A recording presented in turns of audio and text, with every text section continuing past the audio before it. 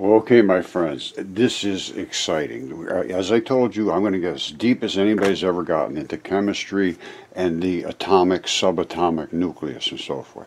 And I say protons are not made of one gigantic big particle, because they can smash them to bits. But all they find is these muons and electron neutrinos is the smallest bit they can find. And I say they are nothing more than little bar magnets called gluons. Now, before we get too deep, I want to show you our experiments where we actually see these particles, can see them develop, can create them at will, and make them fully understandable how electrons are dipoles. They're not just negative little particles that you're going to see in extreme detail and experimentally, not just guesses. Okay, I've pretty much proven that the standard model doesn't work. It never did work, and there is nothing more than dipoles, and dipole flood theory solves everything. And the particles that they have broken apart and call the tiniest particles that exist are the same particles that we found from light, and they're considered to be a fixed particle, which is the muon, and the electron neutrino, which is the glowy little gushy one. And if you want to read this article, it's pretty good. Don Lincoln wrote it, and it's about these quarks, leptons, bosons of the standard model. All right, they're point-like particles, which is this one here. These are fixed. The black ones are fixed.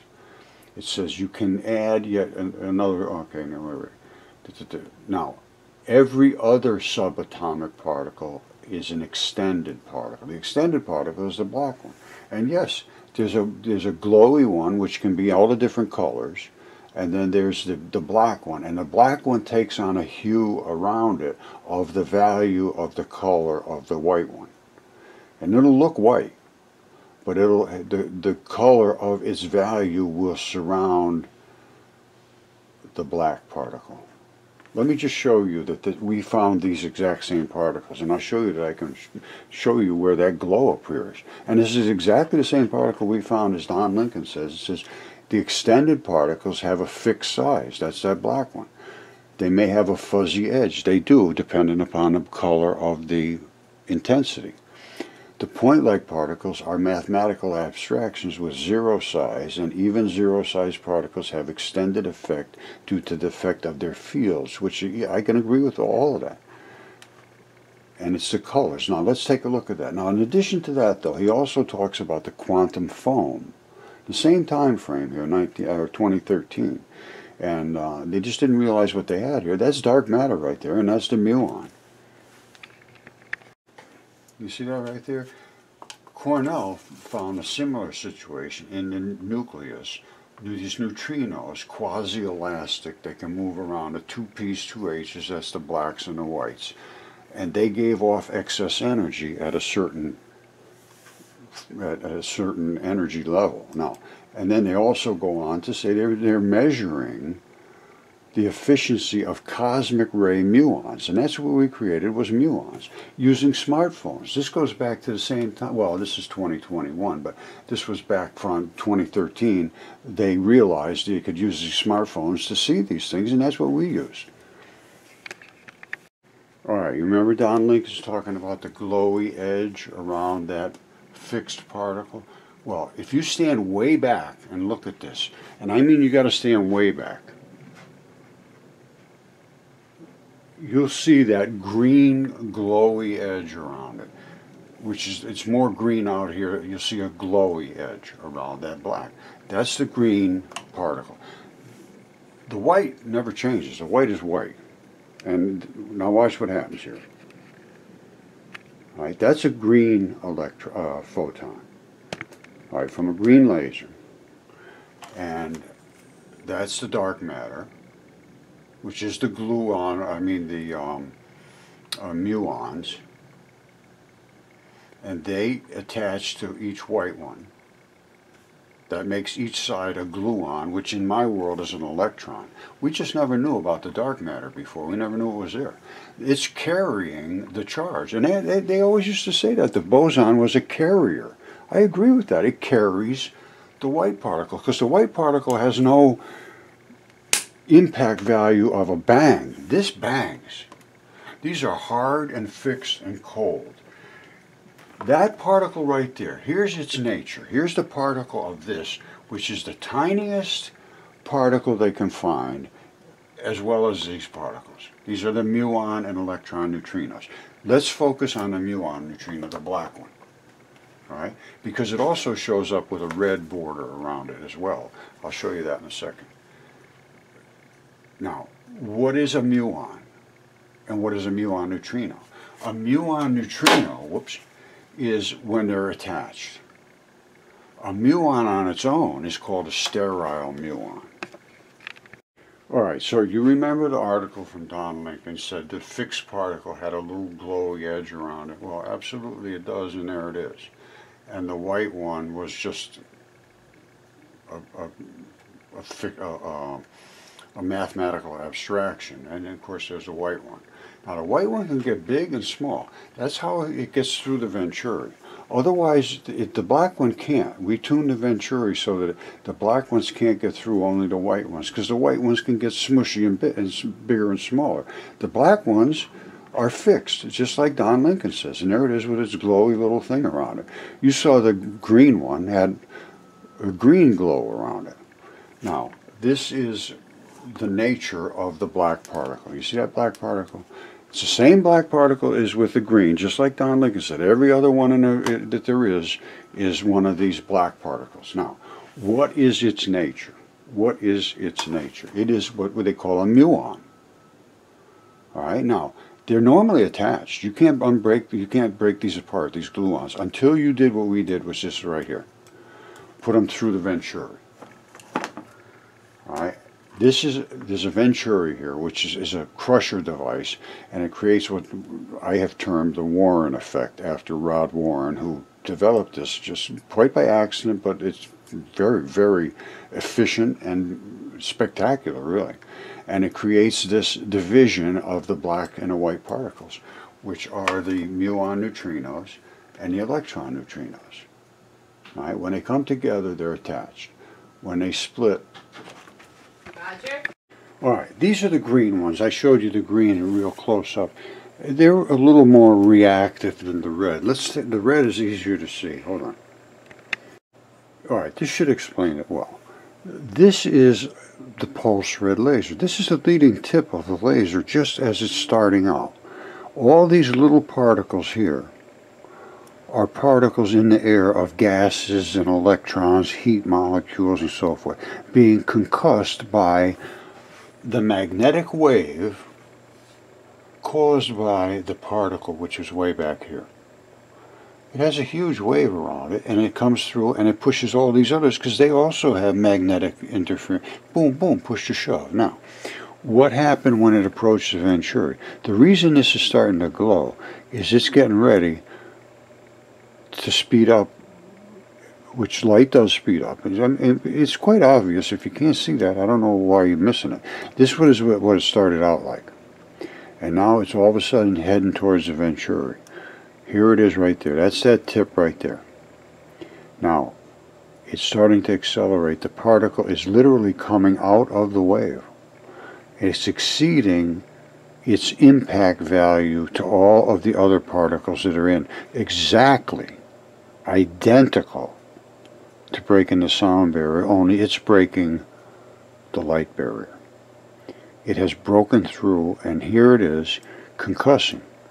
When it hits here at our Venturi, it creates what I termed the Warren effect, after Rod Warren, which forces the fields to compress to a degree that only the white particle can get through here, and not the black particles. And when they say the white particles and black particles, the same exact ones that were in the green, I mean, they're all the same. It's a photon.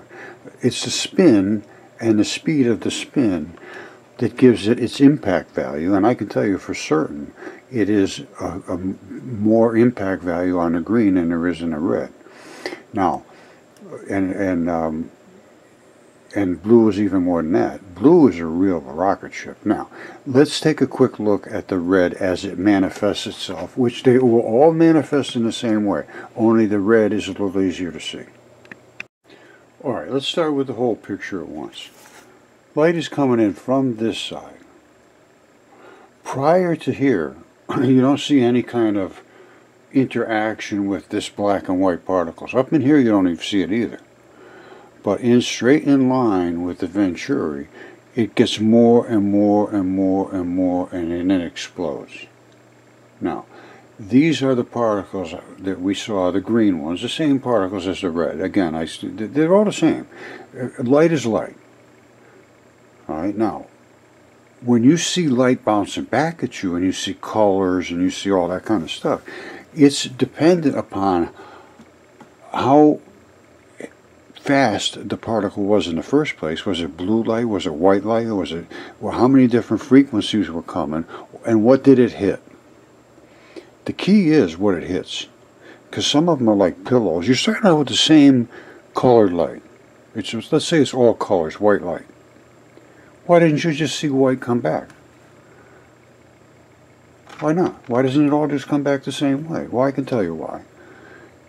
Because some of the things that it hits are harder than other things. If it hits something real hard, it's going to bounce back real hard. If it hits something real soft, it's going to bounce back real soft. Bouncing back real soft is red, shifted to the red. Bouncing back real hard is up in the real bright colors, you know, blue and so forth. But this is quite obvious what's happening here. The particle is starting to concuss here, and it has a sort of a strange configuration, like an Oreo cookie, it looks like to me. And I can't really account for that, but excuse me. Alright, so what can we make out of this? We know this is light coming in. We know these are the particles. We know they change from this to that. And then we know when they hit the Venturi, the actual blacks and the whites separate. So, they're two separate sets of particles, the whites and the blacks, because we know we can separate them and create what's called sterile muons, which is just a black by itself, and electron showers, exactly what CERN wants to see. Now, the interaction here of how they turn in to these particles is very interesting. Because we can see two blacks and two whites. There's no question whatsoever. And I'm going to show you these very, very closely. And you see the difference between the whites and the blacks. And the energy level and so forth. Now, over here, it looks like there's enough white to fill the space in between the two blacks. But the two blacks look like a cap around the whites. And then all of a sudden, as they start to impact, it pushes back and like pinches the blacks apart or pinches the whites apart. I'm not sure exactly what's happening there, but it's clearly happening. Now, this is the same light particle. You see how that black is in the front here, and now the black is in the back? That's called the muon wobble. And they spin like this. They don't spin like that. They spin in this kind of way. This one will charge up, and then it'll flip to the back, and this one comes forward and starts to charge up. You'll see it much better in the next picture. Alright, this is the same particle, only this one just shows the energetic values and the color. This is just the black and white of it. And you can see that's the dark matter particle, the fixed particle, and this is the gooey point particle that Fermilab talked about. Now, this is where the leading one, remember I said the one would lead and it would impact and charge up, and then it would flip to the back, and then the other one up here would come to the front. That's what's going to happen before too long. It's impacting with these particles down here. I think you can see that. These little red buggers. I hope you can. Now, what they do is they impact and charge up the white particle. Now, exactly how it charges up, I don't know. Does it absorb this? I'm not sure what happens, to be perfectly honest with you, at this point of impact. But these become glowy. I know that. There's no question about that. Are they actually absorbing those fields, or is it just like blowing it up, like blowing up a balloon? At this point, there's a lot of thinking to do here. I don't know. I don't have the answers to all this stuff. But I got a lot of questions. Now, let me show you something else. All right, I suppose the best way to do is leave it at this. And just, as you know, this is a Fermilab, found the same particles we did. And, you know, not too far off of the time frame either. That's just back 2013. This was 2015, all of our research was done. And this was when I had put this up. It said light is dark energy and matter on its way in the vacuum of space. All right, that's when I did it long ago, 2015, I think I put up about this being dark matter, the black particle, and the glowy particle is actually what we always thought of was light, and so forth. So we really need to discuss this in an open forum and get into the reality of what the subatomic world is, because they've been looking for dark matter for 89 years. There it is right there. They found it here. And it's just not, they just don't understand what they see, because they're hitting things head on and just seeing nothing but a pile of debris.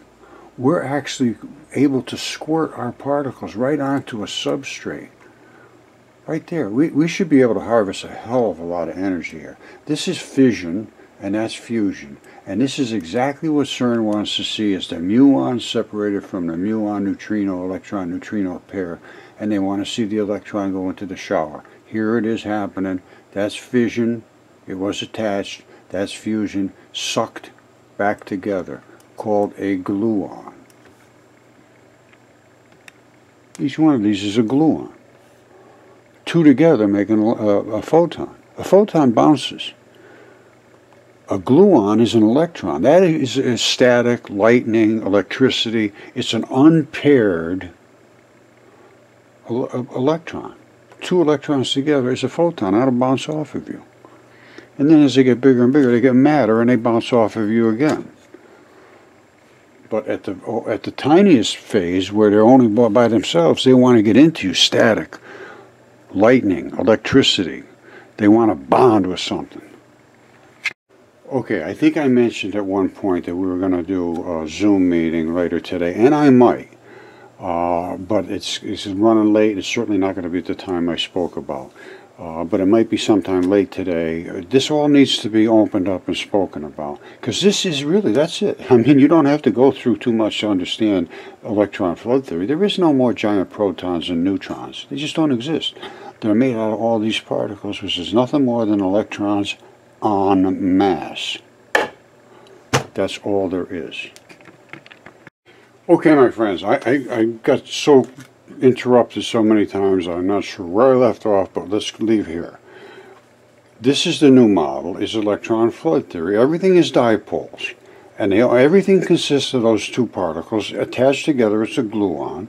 Two of them back to back make a photon, and from there it makes all matter. Now, this was what they were looking for, was the tiniest bits of matter, which they did find, neutrinos. There's muon neutrinos and electron neutrinos. This is the first one. You can come back and look at this. It just says that they have a fixed size, they're cold, they're hard, the resting mass is this much, the charge is, it's attractive only, that's all. It can go sterile all by itself. Normally it's attached to a glowy particle. The size never changes. It does not emit or absorb anything.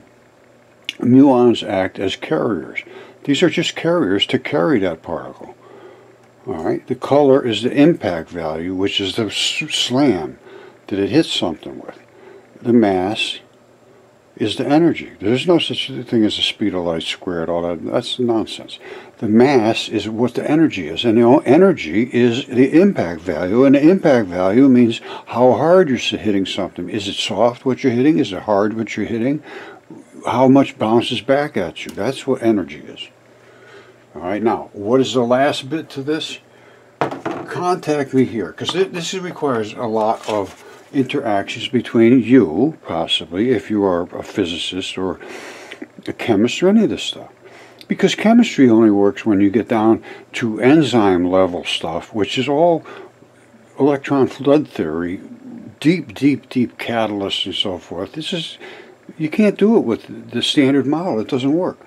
So anyway, get a hold of me, gsrgroup10@gmail.com, or on Twitter @gsrgroup10.